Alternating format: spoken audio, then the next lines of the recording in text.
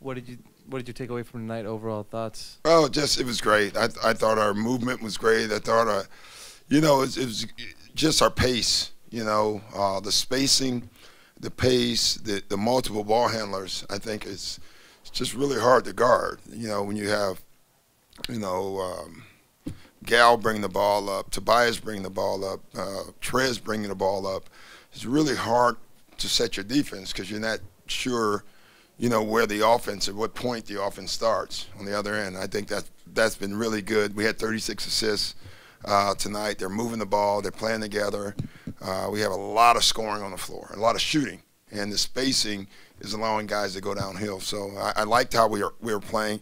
I thought the second group, the first time in, came in and thought they were going to just play offense the same way, but they forgot that you have to get stops first. And so I thought that was a good lesson for them. You don't just join in, you do what the other team are doing.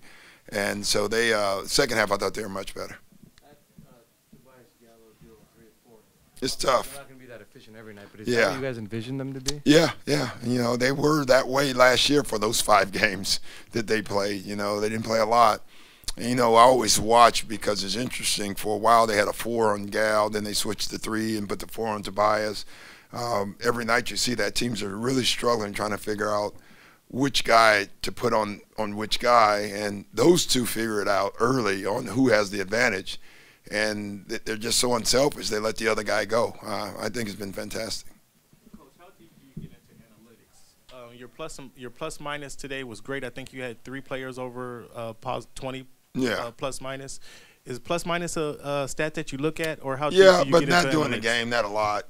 But I love analytics, But I love my eyes too, And so you put them all in the same thing, Today, analytically speaking, that was not very hard to figure out. When you have a lead, there's going to be a lot of big plus minus things, but we use it a lot. We have an entire staff of guys, and they give me great information every night. Pat and Shea seem to play really well off of each other. Yeah. What do you think of that pairing? I love that. I wasn't sure, and it was great. It turned out the way I wanted to without saying anything, what we talked about before. I wanted Shea to have the ball more and Pat to be the spacer.